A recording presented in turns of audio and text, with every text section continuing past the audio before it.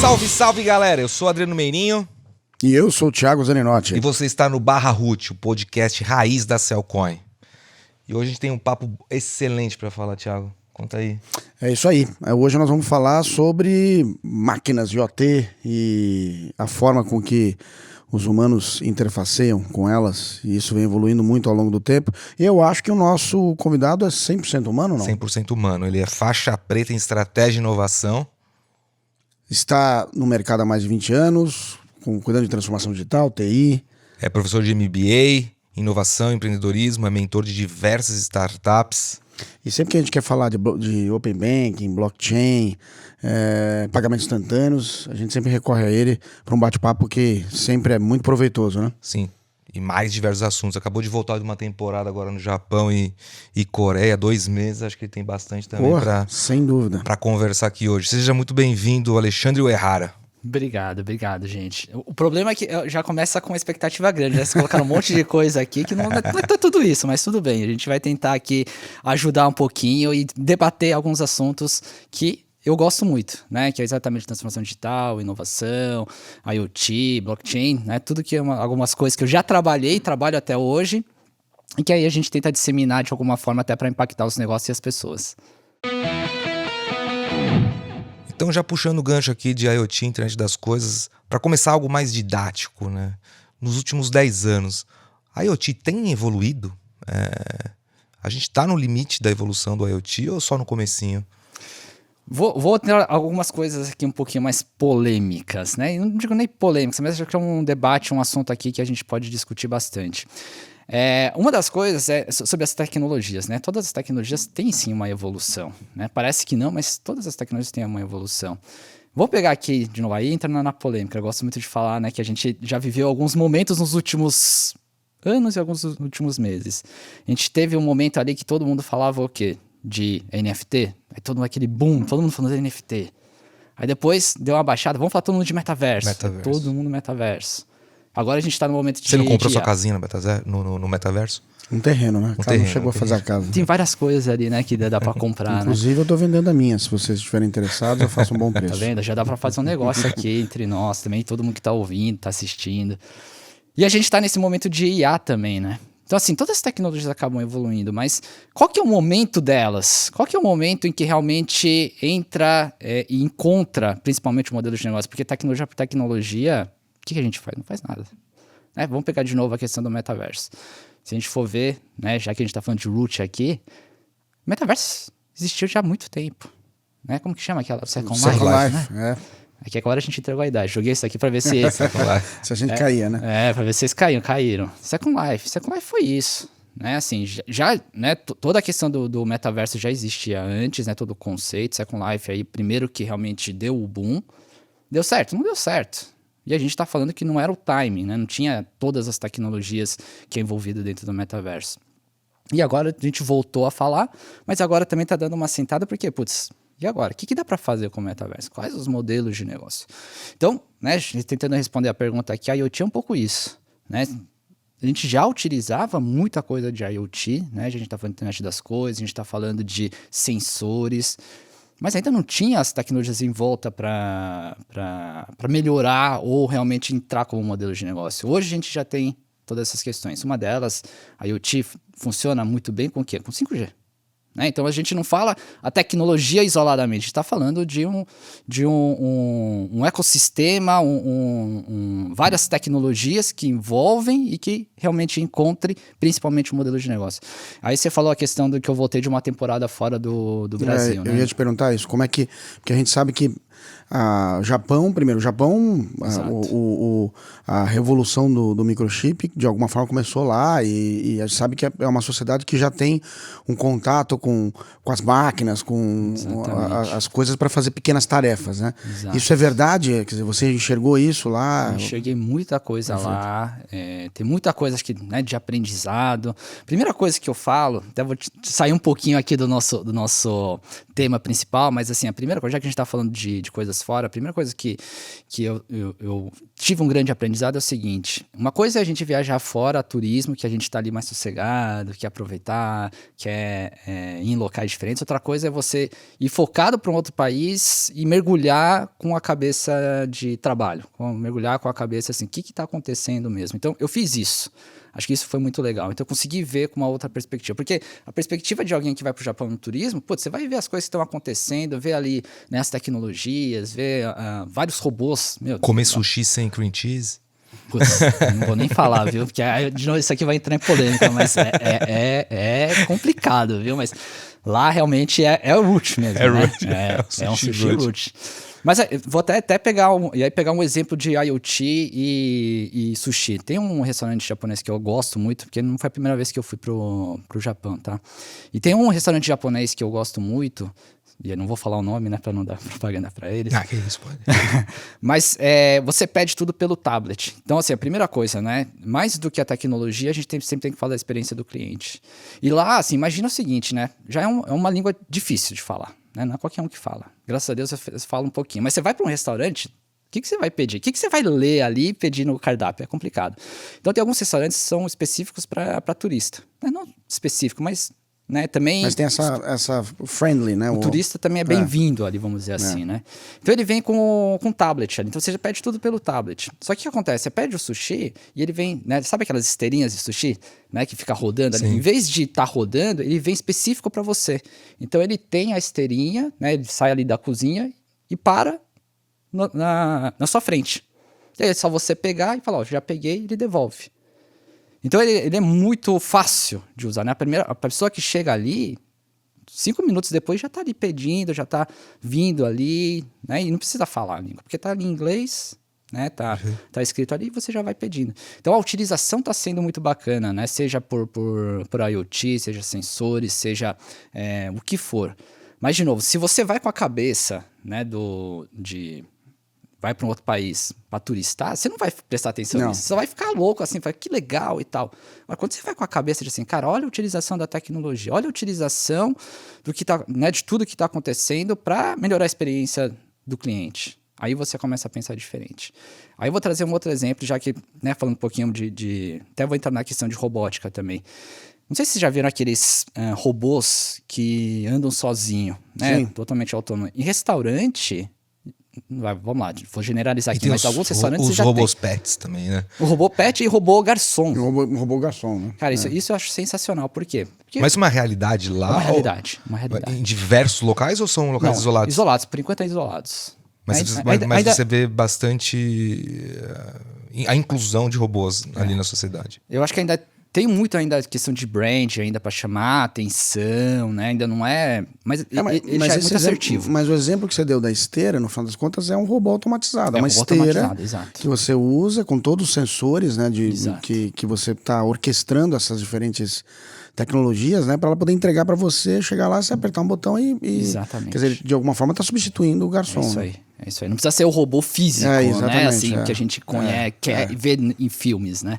Ele pode ser de outras formas. Mas esse robô, ele é um garçom mesmo. Ele anda pelo restaurante, você pede lá no tablet e ele vem até você com os pratos, aí você só retira e ele sai. Mas ele vai até a sua mesa ali. Inclusive tem alguns que falam com você também. Isso que é legal, né? Então é uma outra forma, de novo. Eu acho que tem muita coisa ainda para acontecer. Acho que, de novo, modelo de negócio, ver se realmente vai substituir uma pessoa, se paga as contas, porque às vezes ainda tá caro também, não adianta nada, né? Então, inclusive tem mais um robô que eu não vi, tá? Mas né, a discussão lá que eu tive, algumas reuniões que eu tive, tem robôs, né? Esses robôs que entregam os pratos, tem um que limpa a mesa também. Tira os pratos, limpa a mesa... E aí já deixa pro próximo. Então, assim, tem muita coisa que está acontecendo lá, muita coisa, realidade. Quando eu falo realidade, assim, já está, né, nos restaurantes, só não está massificado. Mas já tem alguns lugares que já tá acontecendo, sim. E aí entra robótica mais IA e o desespero da sociedade. As profissões vão acabar. Se a gente substituir jornalista, marqueteiro por inteligência artificial e substituir garçons, outras funções por robôs, para onde que caminha essa sociedade? Estamos só entre nós aqui, nós três, né? Não tem ninguém assistindo, né? Então eu posso falar, né? Mas vamos lá. Eu vou entrar no... Né, todo mundo, né? Acho que todos os podcasts, todas as palestras vai acabar entrando no ChatGPT. Vou dar um exemplo do ChatGPT. A gente escreve, querendo ou não, a gente escreve muitos artigos, muita coisa ali. O Ale tá utilizando o ChatGPT? Eu tô utilizando. Mas coisas... Realmente, né? A gente sabe que, assim, todos os robôs, todas as questões de automatização é o lado operacional que vai ser substituído. A questão da criatividade, né? É difícil substituir. E quando eu falo difícil, não é questão, de novo, vou entrar no ChatGPT, não é questão de você jogar lá, ele tem uma certa criatividade, sim, mas você tem que saber fazer as perguntas certas. Acho que essa é a grande questão. Então, assim, não adianta nada alguém falar assim, vou pegar jornalista, não adianta nada falar assim, vamos escrever alguma coisa, deixa o ChatGPT escrever. Mas do que você vai escrever?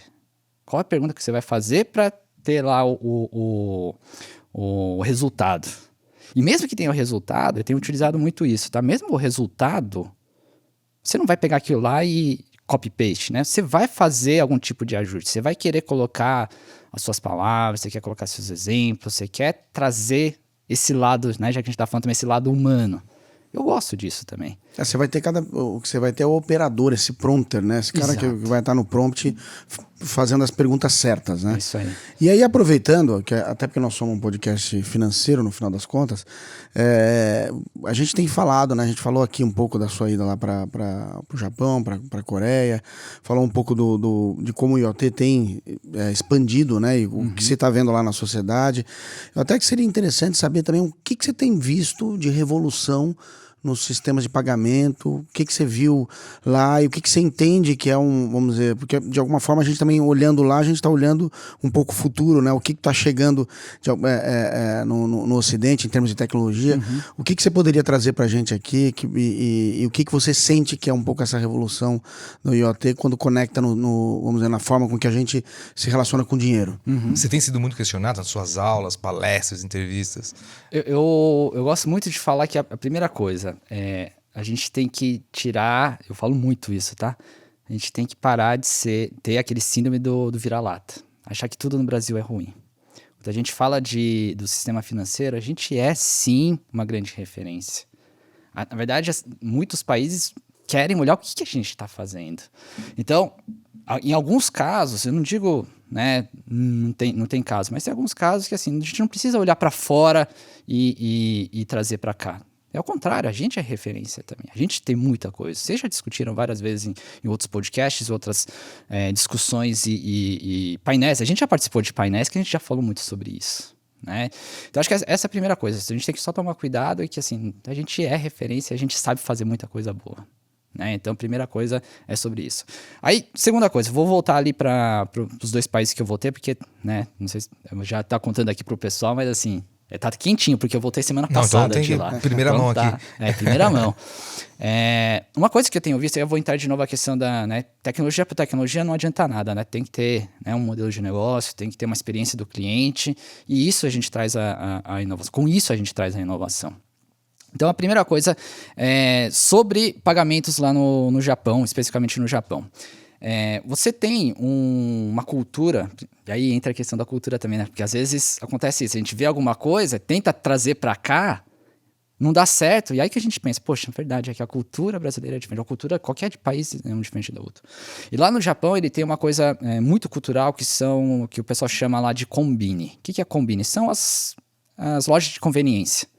Lá é muito famoso ali, as pessoas realmente vão, você tem assim 3, 4 a cada esquina, sabe, de marcas diferentes, as pessoas realmente vão. E é uma rede de conveniência de realmente você pegar o que você precisa ali, você paga e volta. Que nem está acontecendo em São Paulo especificamente, né, são esses supermercados, os como fala, os mini supermercados, como chama? Tem os... Foxo.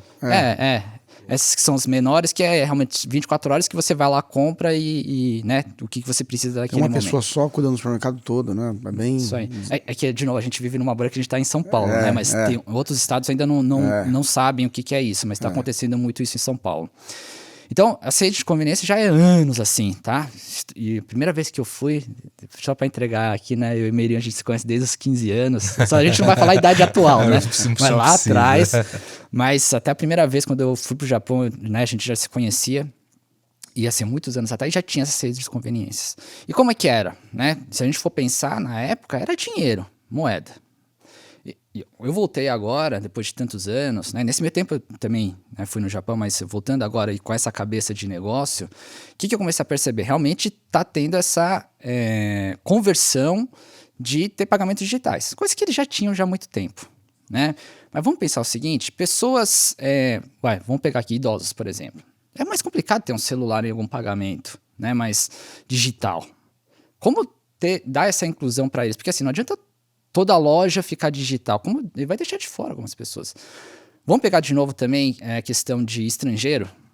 Como falar para eles já colocarem um aplicativo, cadastrar? É a mesma coisa que Pix, né? Vem um estrangeiro pro Brasil e fala assim, a gente só aceita Pix. Pô, mas... Não tenho Pix. Como é que eu faço? Como que eu faço? Não pode deixar de fora. Então, essas lojas de conveniência estão começando a se preparar fazendo essa transição aos poucos. O que é essa transição? A gente vê aqui no Brasil também todas aquelas aqueles caixas Self-checkout. Checkout, isso. A gente já vê isso. Mas não adianta colocar todos os self-checkout da loja inteira. Não vai. O que eles estão fazendo? Uma coisa que eu gostei bastante de pagamento. Você vai até o caixa, que ainda tem esse lado humano, né? E principalmente estrangeiro que meio perdido, né? A gente ainda não conhece. Tem o caixa, ele te atende, mas o pagamento, assim, o dinheiro, né? E moedas que ainda tem bastante no Japão, é você que coloca na máquina. Só que você está sendo assistido pelo cara ali.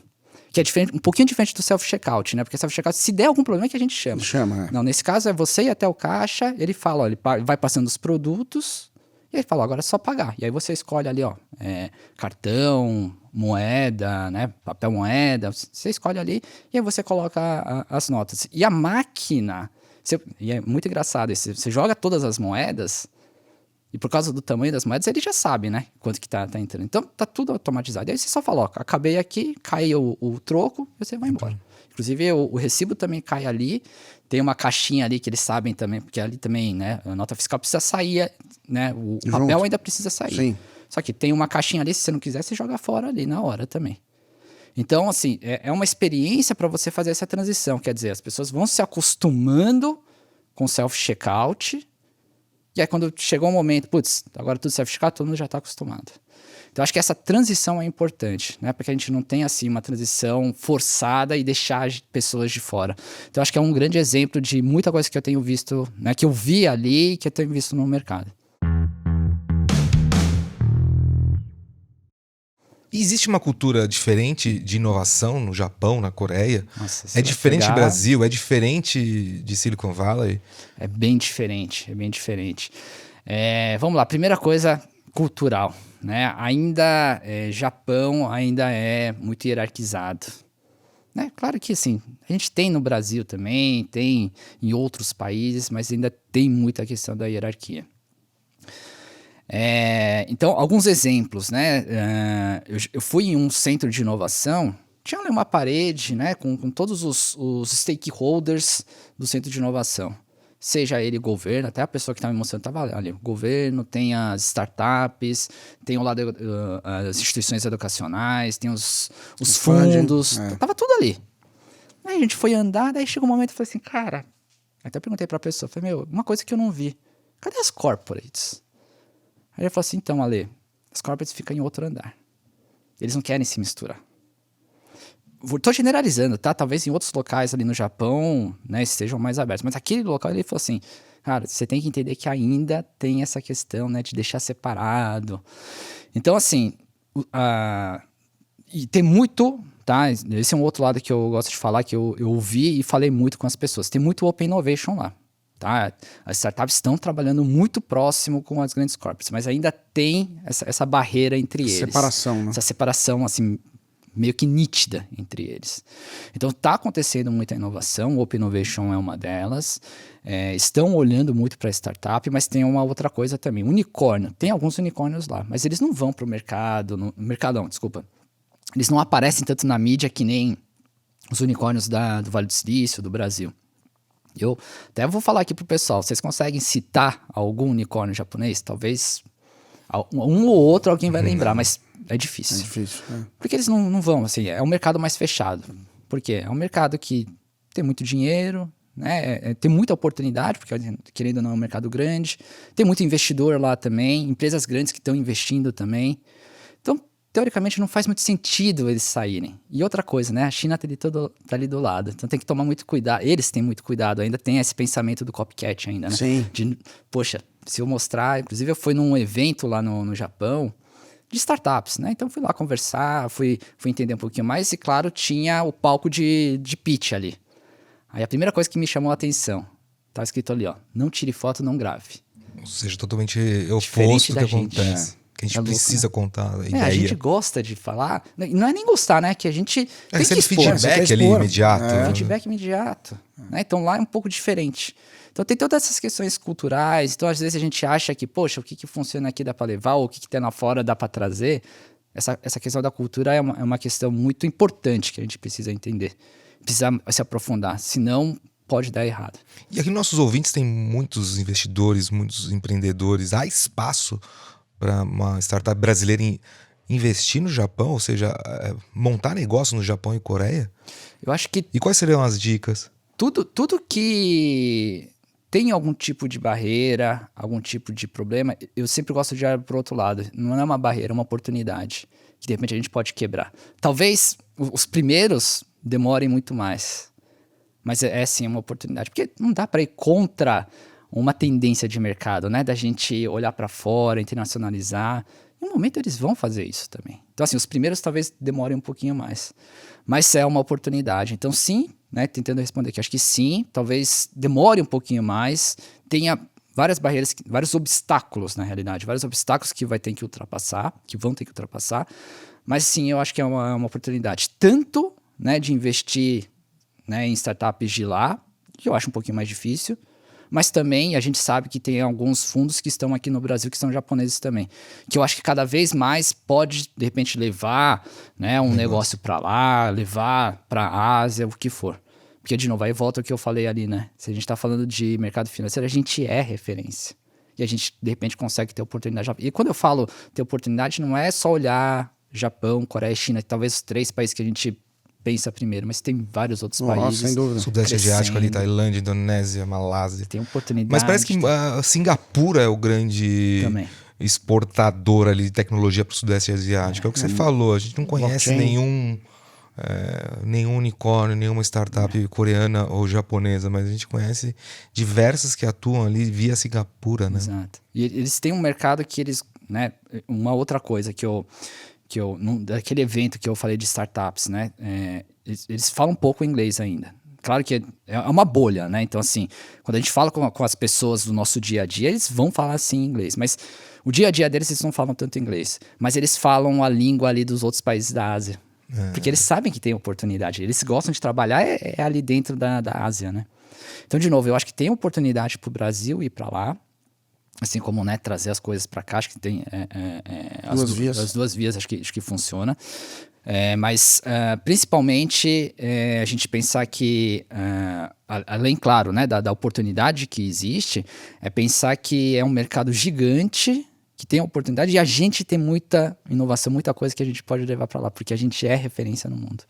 Existe algum tipo de imersão em startups japonesas, assim como a gente tem caravanas aqui de startups que vão para o Vale do Silício, algumas para Portugal, Web Summit, enfim, Europa. Existe algum tipo de programa de imersão ali no Japão? Eu acho que, vamos lá, algumas coisas aqui. Talvez essa seja uma grande oportunidade que pode aparecer. Aí vocês cortam essa parte que a gente faz aqui entre nós aqui. Mas, brincadeira essa parte, assim, eu acho que sim, acho que tem grande oportunidade, mas vamos colocar assim na cabeça das pessoas que vão querer ir ou vão querer aprender mais, vai colocar na lista de prioridade Vale do Silício e Europa, primeiro por conhecer mais, por estar mais próximo da nossa cultura também. E aí, acho que não sei se é a principal, mas um outro obstáculo que é a distância, né? Cara, você ir para o outro lado do mundo, mais de 24 horas de voo, não é para qualquer um. E aí, de repente, uma coisa que ainda é uma cultura diferente, uma questão... Putz, então é difícil. Então, em vamos colocar, lista de prioridade, vai ser Estados Unidos, vai ser Europa, não sei se infelizmente, mas vai ser né? Esses dois locais. Talvez comece com o Latam para expandir mercado aqui na América do Sul, né? E o que é engraçado, né? Que a percepção que a gente tem em tecnologia japonesa é de ponta, sempre foi de ponta. Seja indústria automobilística, indústria financeiro. Sim, e é super de ponta, né? Acho que realmente aí tem uma grande oportunidade. Mas tem uma outra coisa que eu vi muito lá, governo. O governo tem ajudado muito também. Então tem é uma entidade que apoia o governo, né? Que eles estão ajudando a trazer as startups de fora lá pro Japão, inclusive dando os vistos. Então, né, o governo tem ajudado muito porque eles sabem também, eles estão numa transformação grande ali também.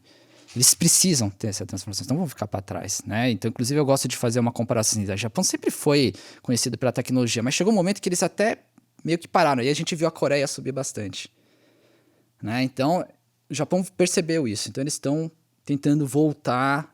Claro que ainda estão no topo, se a gente for comparar, mas estão tentando voltar a ser realmente referência no mercado. Muito bom. Então agora chegamos naquele momento em que a gente faz um exercício aqui, que é quase um score aqui, né? Do famoso root ou ruim. E funciona da seguinte forma: a gente vai falar um tema específico, você fala root, se você achar que é raiz, é um bom tema, ou fala ruim se você não gostar, e aí você fica à vontade para poder justificar ou fazer seus comentários. Perfeito. Negócios exponenciais. Nossa, agora você já começou bem, hein? Eu vou colocar um root, mas assim, com certo cuidado, tá? Porque quando a gente fala de negócios exponenciais, tem muita gente que pega muito pelo hype. Né? Fala assim, não, negócio... eu já sei o que é, vamos fazer. Então, assim, eu acredito muito em negócios exponenciais, mas tem que ter um conhecimento ali por trás, né? Saber realmente o que é negócio exponencial, estratégia para chegar no negócio exponencial, porque senão, né, de novo, é hype. Aquela famosa, né, na pandemia a gente brincou muito que era o bingo da transformação digital, né? Aquelas palavras chaves que todo mundo falava ali, né? Negócios exponenciais é uma delas também, então tem que tomar só cuidado em questão a isso. Então assim, root, com certeza, acho que é um tema super bacana, mas só ter esse cuidado de... Na execução, né? Na execução, saber como fazer, ter estratégia, saber se é realmente negócio exponencial, porque o cara às vezes fala que é, mas na verdade não é, né? Então só esse cuidado. Boa. A gente está falando de IoT, de tecnologia, e a palavra aqui, o tema aqui é Black Mirror, a série. Cara, esse aqui eu adoro. Black Mirror pra mim é root. Inclusive, né, tá pra sair aí nova temporada. E uma coisa que eu vou até contar pra vocês, que algumas pessoas sabem, eu amo filmes e seriados. Inclusive, as minhas palestras sempre tento trazer, eu gosto de fazer essas brincadeiras, né, de trazer alguma referência, algum aprendizado. Então, eu tenho esse olhar também, né, eu vejo muito filme, muito seriado, mas eu fico com esse olhar de negócio também, sempre de trazer ele para de repente encaixar na minha palestra. E Black Mirror, com certeza, só que tem uma coisa, eu não assisto trailer, tá? Então, assim, eu gosto de surpresa. Então, eu não sei como que vai ser essa nova temporada, mas eu sempre falo que, assim, Black Mirror... assistam não com uma visão de tecnologia. Porque assim, se for pensar, o seriado Black Mirror, as tecnologias que existem lá já está no nosso dia a dia. A gente tem que olhar como comportamento humano. Acho que essa é a grande questão. E se as pessoas começam a olhar isso como comportamento humano, você vai ter, quer dizer, você consegue trazer isso para o seu negócio, entender um pouquinho mais. Acho que essa é a profundidade que precisa ter dentro do Black Mirror. Uma para pimentar aqui. Grade curricular das escolas. Das escolas. Esse é um... Vamos lá. Vamos lá. É polêmico, né? Mas assim, a gente tem que... Eu tenho o meu lado de professor. Eu gosto de falar muito de todo o aprendizado, né? E o que eu ensino... que na verdade não é nem ensino, eu gosto de falar muito, que para mim é uma passagem de conhecimento, que é no MBA e pós-graduação. É diferente de uma escola ali que a gente está falando realmente de educação. Né? Então, eu não quero polemizar em questão de... eu acho que todos os professores, todos são pessoas que realmente têm conhecimento e a gente tem que tirar o chapéu para eles. Mas a grade curricular tem algumas coisas que precisam ser atualizadas. Né? Então, assim... uma das coisas que aconteceu alguns anos atrás, a gente está falando aqui do mercado financeiro, né? Educação financeira entrou na grade, que eu acho sensacional. Que é brasileiro, a gente sabe, né? Todo o nosso histórico, aqui o pessoal aqui é mais jovem, talvez, né? Não pegou ali na época do real, da inflação, né? Então, mas a gente tinha alguns problemas ali e muita gente trouxe para o dia a dia e hoje, né, é bem diferente essa dinâmica. E a educação financeira é uma coisa que eu acho que foi muito acertada, mas ainda falta dar uma assertividade nele. Outra coisa, empreendedorismo, né, dentro da grade curricular. Para mim, eu acho que tem que ter. Né? Então, assim, não é só se lá na frente, se o cara quer ser empreendedor ou não. Traz isso daqui também na grade. Também é uma disciplina que se ensina, né? É uma competência que se ensina. Né? Até porque, eu sempre falo, né? Empreender não é para todo mundo. Tem gente que vai nascer com a cabeça de trabalhar em uma empresa e é ok, porque é o perfil da pessoa. Mas o comportamento empreendedor você pode levar para dentro da empresa que está trabalhando. Então, sim, você pode trazer isso também na grade curricular. Então, assim, eu acho que é um tema que precisa ser pensada, né? De novo, não quero entrar na polêmica de que eu acho ruim, mas acho que pode ser atualizado. Assim como qualquer coisa está sendo atualizada, né? E qualquer mercado, qualquer indústria está se atualizando. Então, ali também precisa ser atualizado. Muito bom. E continuando aqui nos temas dos robôs, o Isaac Asimov, o que você acha do... Ruth. Vai ser difícil, não sei. Aí não tem jeito, né? Acho que tem muita referência boa. De novo, se for fazer uma comparação aqui, eu sou muito mais de filmes e seriados do que livro, tá? Mas quando a gente até olha, né, filmes e seriados baseado nele, a gente fica louco e quer conhecer um pouquinho mais. Tem umas filmagens, tem algumas versões que não estão muito conectadas com o livro, mas a gente ainda assim nos diverte, né? Mas aí também é qualquer autor, né, se a gente for ver, né? Sempre vai ter essa polêmica do livro, do original, do filme e o seriado que for ali. Mas eu acho que o mais interessante é que a gente fica empolgado, né? E aí depois a gente quer saber mais, aí a gente vai até atrás e chega até no autor. Então, Ruth, com certeza. E para finalizar aqui, Open Finance. Eu vou falar não. Não faz sentido a gente estar aqui, né? Não tem como, né? Mas eu lembro que eu também fui, né, de mercado, né? Hoje estou também empreendendo, né? Fazendo essas palestras, dando aula, mas eu também fui tempo de mercado. Muito tempo, né? Eu gosto de brincar que às vezes o pessoal olha para mim e aí o pessoal fala, pô, você é tão jovem, né, Ale? Né? Mas já entrei nos 90, né? Já estamos lá nos 40, a gente não sai mais que a 40, 50, né? É bom ser japonês por causa disso, né? Que a gente não entrega a idade. Mas eu já fui muito tempo aí de mercado e, assim, as primeiras conversas, né? Eu lembro que trabalhando dentro de uma das empresas aí do mercado, a gente já estava conversando isso, né? 2017, 2018, já falando de Open Banking, depois entrando no Open Finance. E é legal porque, assim, né? Já existia em outros países, né? E a gente fez muito benchmark na época também, mas agora a gente tem uma das mais robustas agora. Né? Então, apesar de... Por isso que eu gosto muito de falar de inovação. Inovação não precisa ser o primeiro, mas se você faz bem feito e executa, a gente também traz a inovação. E é um caso bem bacana, só a questão realmente, né, de tentar trazer isso muito mais como disseminar conhecimento mesmo, porque, querendo ou não, a gente vive numa bolha, a gente conhece Open Finance, mas se a gente vai para a rua ainda é uma porcentagem muito pequena. E aí eu acho que podcasts como esse daqui e outras formas é uma forma de disseminar, porque realmente é um negócio que tem futuro, não é só uma tendência, mas uma realidade de mercado, não só no Brasil, mas também do mundo. Agora chegou aquela hora em que a gente pega o nosso DeLorean, a máquina do tempo, e faz um exercício com você para você entrar com a gente nessa máquina do tempo e andar 10 anos para frente. E você, ao abrir a porta do carro, o que você está enxergando? Para trazer assim para a gente um pouco a sua visão do que você viu, né?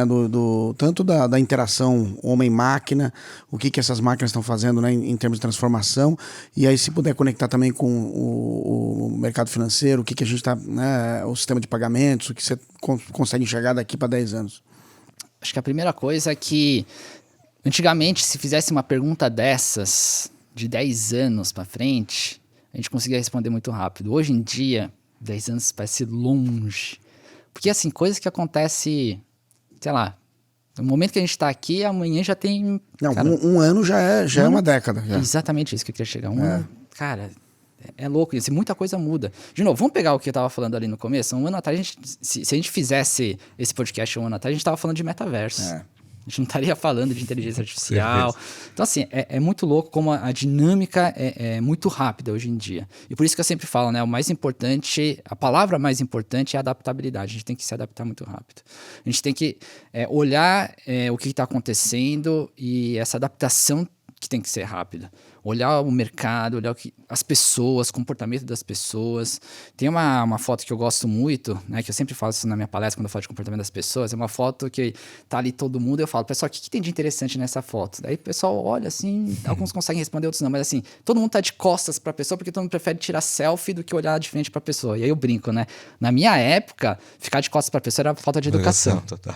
Hoje em dia é normal tirar selfie, porque o mais importante é tirar selfie. Então, assim, é uma coisa que, e na nossa cabeça de algumas pessoas, às vezes até nossa, parece que é normal. Mas olha a transição que aconteceu. Então, assim, tentando responder daqui a 10 anos, não sei, é difícil falar. Mas eu acho que vai ser assim, muita coisa vai mudar. A gente já está falando, né? De novo, vou pegar um outro exemplo aqui. Pix, se a gente de novo fosse fazer 3 anos atrás, 2 anos atrás, hoje a gente vai falar muito mais de real digital, por exemplo. Daqui a 2 anos, daqui a 1 ano, talvez seja já um outro tema. Então, assim, 10 anos acho que vai mudar muita coisa. Vai ter muita coisa que vai acontecer, muitas evoluções, inovações que vão acontecer, não sei o que é. Talvez essa interação homem-máquina seja muito mais automatizado. Eu gosto de falar de um tema, né? Uma coisa que eu já discuti muito, é assim, vai chegar um momento que tem coisas como pagamento, como até coisas de internet, assim, vai ser tão natural pra gente que a gente nem sabe o que está acontecendo por trás. Vai estar no nosso dia a dia mesmo. E o que a gente vai, talvez, voltar no tempo, no sentido assim, a interação vai ser muito mais importante do que tecnologia. Então, assim, hoje, se a gente tem um celular na mão, de repente vai estar embutido na gente, vai estar na nossa pele, mas vai estar, assim, natural, a gente não vai saber que está aqui. Tem gente que vai nascer sem saber que tem uma tecnologia por trás. E talvez, o que vai acontecer, essa interação humana vai voltar. Então eu acredito muito nesse lado humano também, né? Eu gosto muito de falar um termo que eu utilizo bastante, que é inovação humanizada. É o lado das pessoas. E esse talvez vai ser o grande diferencial. De novo, tecnologia vai ser o meio. As pessoas que é o grande diferencial. Olha, muito, muito boa essa visão. Muito boa. Porque a gente fica falando de tecnologia, mas a tecnologia submergindo e aparecendo novamente as inovações humanas, as interações humanas. As humanas, exatamente. Ale, agora é aquela hora especial que a gente entrega para todos os nossos convidados um kit root. É uma lembrança para você não esquecer desse dia em que a gente bateu um papo bem legal. Pô, que legal. Obrigado. Não vou mostrar para todo mundo porque esse aqui é meu, tudo bem? Espero que goste. Obrigado, com certeza. Obrigado. Muito bem, senhoras e senhores, esse foi Alexandre Uehara, nosso querido professor aqui que deu uma aula pra gente, cedeu seu tempo gentilmente, mas diz aí, onde que a galera do Root aqui te encontra pela internet da vida? Boa. Ó, eu utilizo bastante o LinkedIn, né, então é só procurar ali Ale Uehara, Alexandre Uehara, tô sempre no LinkedIn, sempre postando coisas ali, então é uma rede social que eu utilizo bastante. Instagram não sou muito, né, mas tem ali, né, é só invertido, então é o Uehara, né, meu sobrenome, Uehara, Ale. Também tenho utilizado e tenho postado algumas coisas ali, principalmente do nosso dia a dia. E acho que são as duas que eu mais utilizo e, sim, e palestras que eu sempre tô dando, né, estou sempre sendo convidado para falar um pouquinho mais dessa parte de inovação corporativa, transformação digital. Então são, acho que, as principais locais que podem me encontrar. E claro, né, junto sempre com vocês, né? Que eu tenho uma super admiração por vocês, tudo que vocês estão fazendo. Então, né? Talvez vamos nos encontrar também em algum evento, algum lugar. Perfeito, eu vou acompanhar as novas atualizações sobre Coreia e Japão aí, tô bem curioso. Beleza. Pra acompanhar. A gente agradece demais a presença do Alexandre Uehara aqui, nesse 7º episódio. E você que tá ouvindo a gente, tá assistindo, curta, compartilhe e comente. E fiquem ligados que aqui a 2 semanas a gente vai ter um tema que é hit em qualquer roda de conversa que a gente tem por aí. E-commerces e pagamentos contactless, né, Thiago? É isso aí. Vamos explorar um pouco esse tema que é tão Parece pequeno, mas ele vai dar pano pra manga, viu? E é um convidado mais do que especial. Um forte abraço e até lá. Forte abraço.